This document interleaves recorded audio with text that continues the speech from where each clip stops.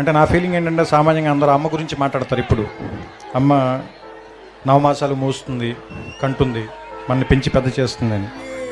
కానీ మన నాన్న వేలు పెట్టుకునే నడుస్తాం.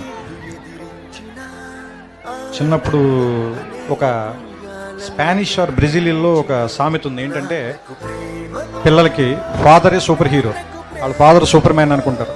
ఏమైనా చేయగలడు మా నాన్న ప్రపంచంలో సాధించలేదంటే ఏం లేదనుకుంటారు. వాడు స్కూల్కి వెళ్ళి వాడికి ఒక 10 ఏళ్ళు అంత వచ్చిన తర్వాత ఇంకా వేరే వాళ్ళు, ఇంకా డబ్బున్న వాళ్ళ ఫాదర్లని, లేదా ఇంకా బాగా పెద్ద పెద్ద కార్లు ఉన్న వాళ్ళని వీళ్ళని చూసిన తర్వాత మా నాన్న అంత గొప్పడు కాదేమోలే, మా నాన్నకంటే గొప్పలు కూడా ఇంకా చాలామంది ఉన్నారేమో అనిపిస్తుంది. అదే ఒక 15 ఏళ్ళు దాటి 18 ఏళ్ళు అవి వస్తున్నప్పుడు, నాన్న సిగరెట్ కాల్చొద్దురా, లేదా బాగా చదువుకోరా, రాత్రిపూట ఇడ్లీకి ఇంటికి రారా, ఇలాంటివన్నీ చెప్పినప్పుడు మా నాన్న ఏంటి బాగా నసదొబ్బుతున్నాడు, చేదస్తాం అనుకుంటాను, మా నాన్నకి సరిగ్గా తెలియదు అనుకుంటా బతకటం, అందుకని ఇలా అయిపోయాడు అనుకుంటాడు. వీడికి ఒక 20 ఏళ్ళు 25 ఏళ్ళు వచ్చి ఒక అమ్మాయిని పెళ్లి చేసుకున్న తర్వాత ఒక ఫ్లాట్ రెంట్కి తీసుకోవటం, ఉద్యోగం చేయటం, నెలాఖరికి వచ్చేసరికి అప్పులు చేయాల్సి రావటం, బిల్స్ కట్టాల్సి రావటం, ఇలాంటప్పుడు నాన్న మనం మరీ అనుకున్నంత వేస్ట్ ఏం కాదనుకుంటే బాగానే మేనేజ్ చేసినట్టున్నాడు 4 పిల్లలు. కానీ మనకి దీనమ్మ ఇంకా ఒక్కడిని కూడా కనకుండానే ఇంత కష్టంగా ఉంది మనకి అనిపిస్తుంది. ఆ తర్వాత ఒక 35-40 దాటిన తర్వాత పిల్లలు కొంచెం పెద్దవాళ్ళు అవుతుంటే స్కూల్ ఫీజులు, ఆ తర్వాత వాళ్ళకి ఏదైనా ఒంట్లో బాగున్నప్పుడు రాత్రిపూట హాస్పిటల్కి పరిగెత్తటాలు, ఏదైనా ఒక కష్టం వస్తే డబ్బుల కోసం ఎత్తుక్కోవటాలు, ఇలాంటప్పుడు నాన్న గుర్తుంచి కళ్ళల్లో నీళ్ళు వస్తాయి. ఈ బాబు ఇన్ని కష్టాలు పడి మన అందరినీ పెంచి ఇక్కడ దాకా తీసుకొచ్చాడని. కానీ మనం అది చెప్పేసరికి చాలామంది నాన్నలు ఉండరు, చచ్చిపోతారు. అందుకని నా ఉద్దేశం ఏంటంటే, నాన్న బతికుండగానే మనం అందరం థ్యాంక్స్ చెప్దాం.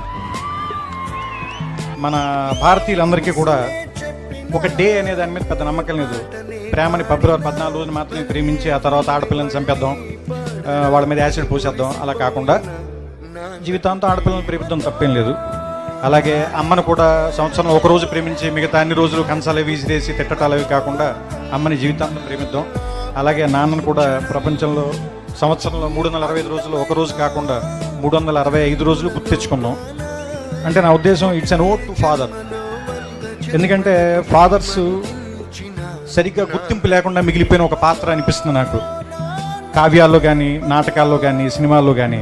అంటే అమ్మని డ్రమటైజ్ చేసినంతగా మనం ఫాదర్ని ప్రపంచం ముందుకు ఎక్కువ చూపించలేకపోయామా అని అనిపిస్తుంది. కానీ ఫాదర్ నుంచే కదా మనం వారసత్వం కూడా తీసుకుంటాం. ఫాదర్ ఇచ్చే డబ్బులు కాదు, ఫాదర్ ఇచ్చే పేరుని తీసుకుని ముందుకెళ్తాం. ఫలానా వాళ్ళ అబ్బాయి ఇతను, ఫలానా వాళ్ళ మనవడు ఇతను, లేదా ఫలానా ఫ్యామిలీ నుంచి వచ్చాడు ఇతను. సో అంటే ఫాదర్ దగ్గర నుంచి మనం ఇన్ని తీసుకున్నప్పుడు, ఫాదర్ దగ్గర నుంచి మనం సంస్కారం తీసుకున్నప్పుడు, ఫాదర్కి తిరిగి మనం ఏమి ఇవ్వగలం? కృతజ్ఞత. ఫాదర్ కృతజ్ఞత కోరి మనం పెంచడు కదా, మరి ఏమి ఇద్దాం? ఒక జ్ఞాపకంగా గుర్తుపెట్టుకుందాం, మర్చిపోతాం.